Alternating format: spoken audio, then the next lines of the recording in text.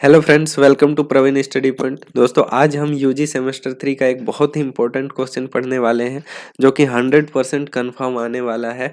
अलाउद्दीन खिलजी के बाजार नियंत्रण संबंधी नीति का वर्णन करें, चर्चा करें। इस क्वेश्चन को और भी कई तरह से पूछा जा सकता है, लेकिन जहां पर भी अलाउद्दीन खिलजी का बाजार नियंत्रण आ गया तो उसमें हमको यही आंसर लिखना है।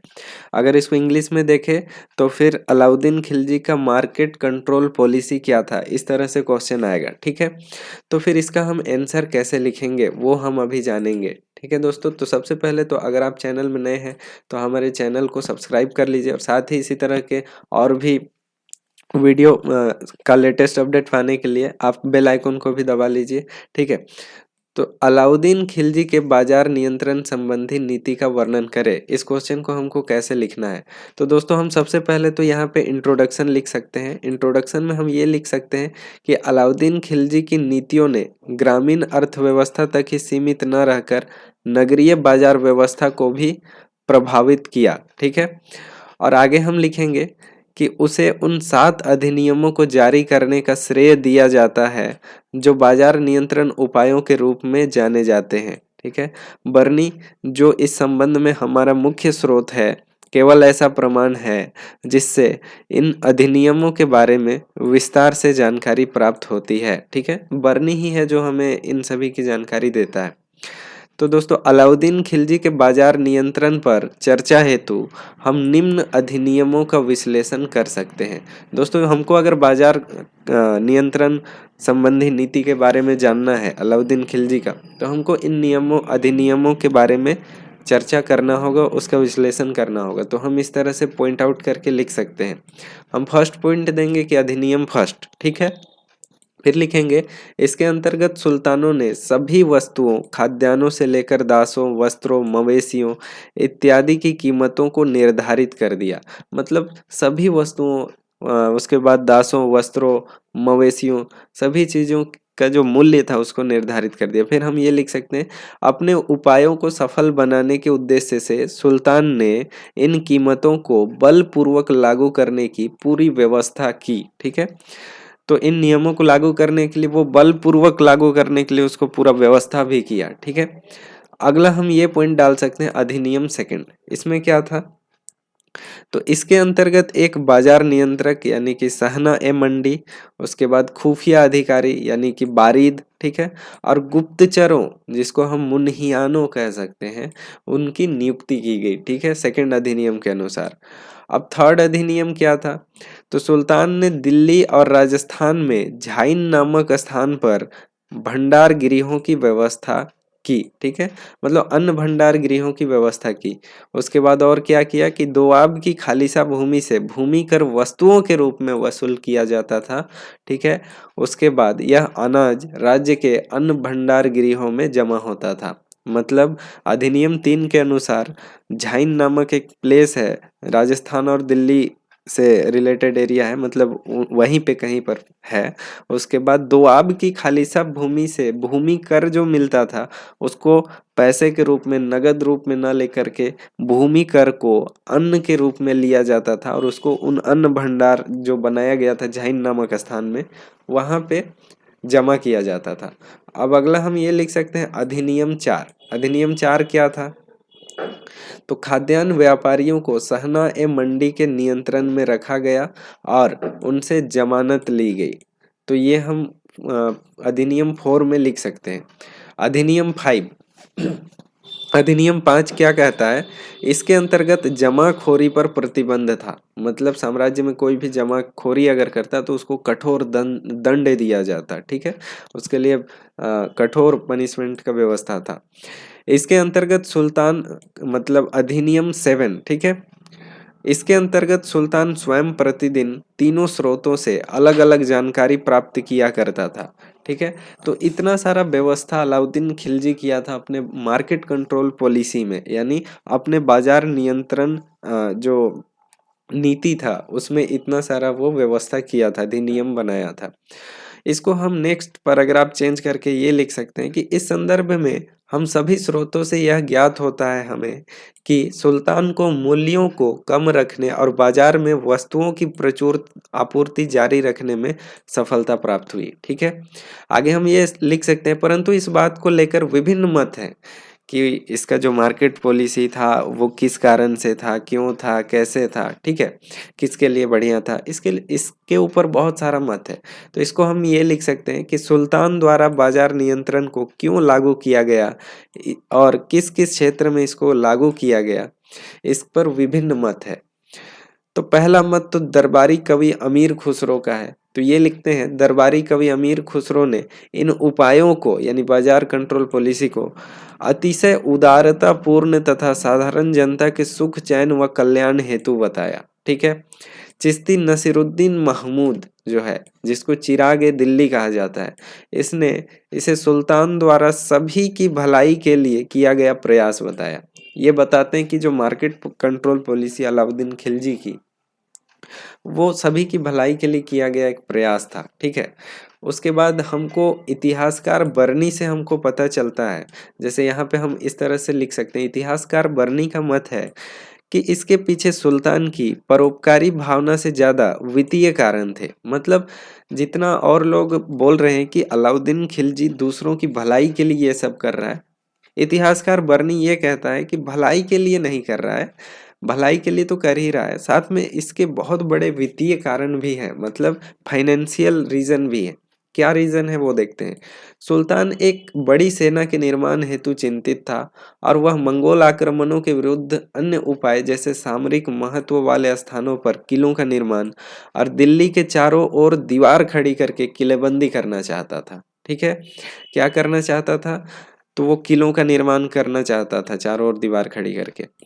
और इसके अतिरिक्त घुड़सवारों और सैनिकों के लिए तत्कालीन वेतनमानों पर नियुक्ति किया जाता तो राजकोष पूर्ण रूप से खाली हो जाता। दोस्तों, वेतनमान क्या होता है, जैसे सभी वस्तुओं की कीमत अगर बहुत अधिक है तो हमारा हमारा जो वास्तविक आय है वो कम रहता है। अगर वही हमको उतना ही पैसा मिलता है और सभी जो वस्तुएं हैं मार्केट में उसका दाम बहुत कम है, तो हमारा जो पैसा है उतना ही मिल रहा है, लेकिन हम उसी पैसे से ज्यादा वस्तुएं खरीद सकते हैं। तो इससे हमारा जो रियल इनकम है यानी वास्तविक आय है वो बढ़ जाता है। ठीक है, तो इसी तरह से जो मार्केट कंट्रोल पॉलिसी था अलाउद्दीन खिलजी का, उससे वेतनमान जो था वो सैनिकों का बढ़ गया, मतलब वास्तविक इनकम जो था वो बढ़ गया, क्योंकि मार्केट का जो दाम था वो गिर गया।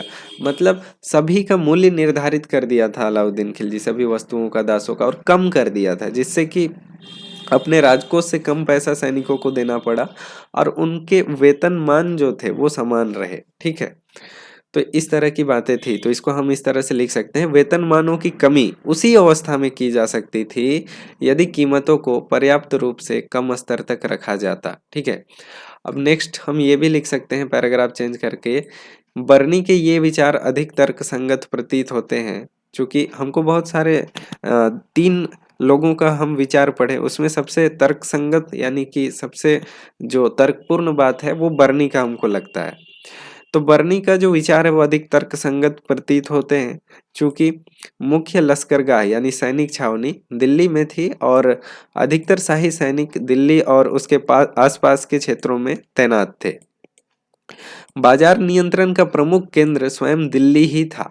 ठीक है, तथापि चूंकि दोआब के आसपास के क्षेत्रों द्वारा खाद्यान्नों को सस्ते दरों पर आपूर्ति अनाज के व्यापारियों को प्राप्त होती थी, उन स्थानों में भी कीमतों की कम दर प्रचलित थी। मतलब दिल्ली के आसपास कम दर प्रचलित था मार्केट कंट्रोल पॉलिसी के अनुसार, तो फिर उससे जो अर्थव्यवस्था था दिल्ली के आसपास के क्षेत्र का वो बढ़िया चल रहा था और राजकोष भी ठीक तरीके से उसमें भी पैसा आ रहा था, जिससे वो सैनिकों पे पैसा खर्चा कर सकता था।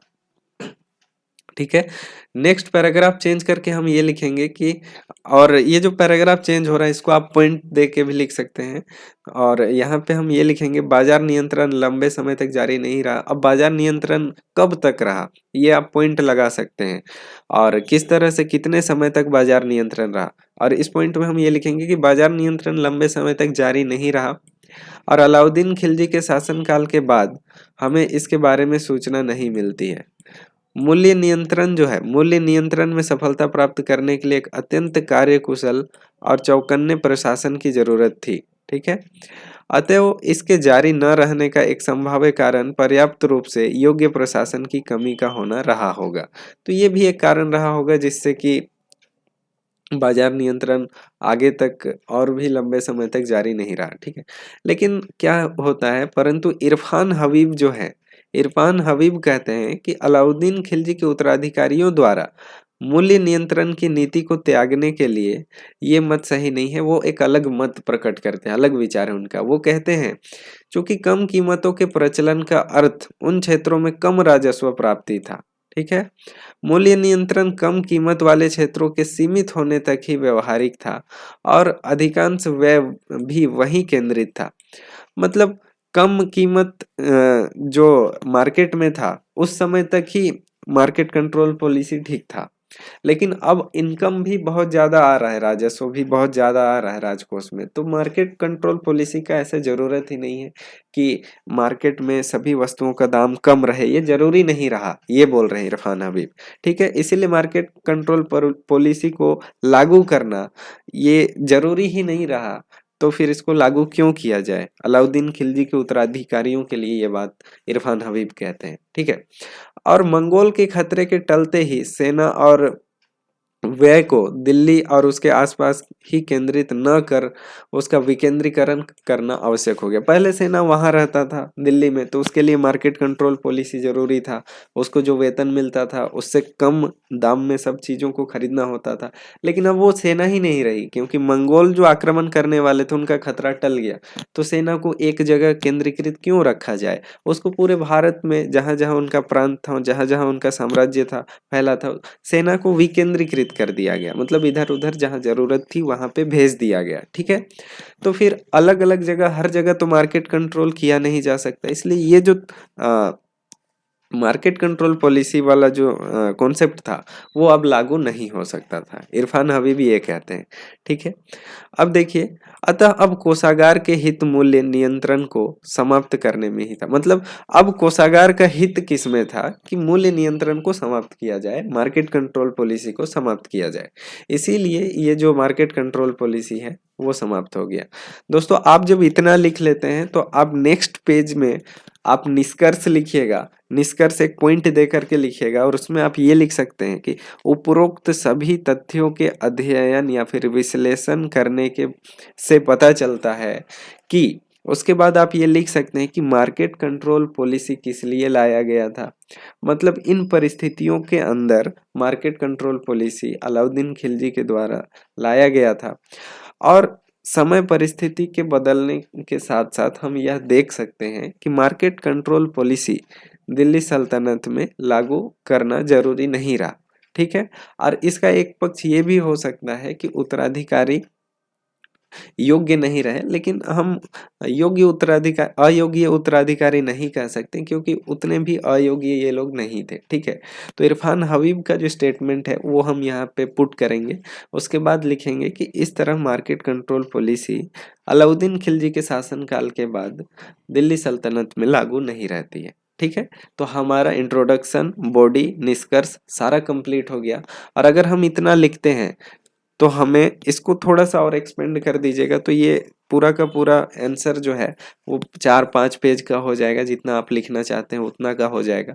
ठीक है, तो अगर आप इतना लिखते हैं दोस्तों तो आपको बहुत बढ़िया मार्क्स आएगा, और आप 16 आउट ऑफ 16 भी ला सकते हैं, 20 आउट ऑफ 20 भी ला सकते हैं। ठीक है, क्योंकि ये एक बहुत ही बढ़िया आंसर है।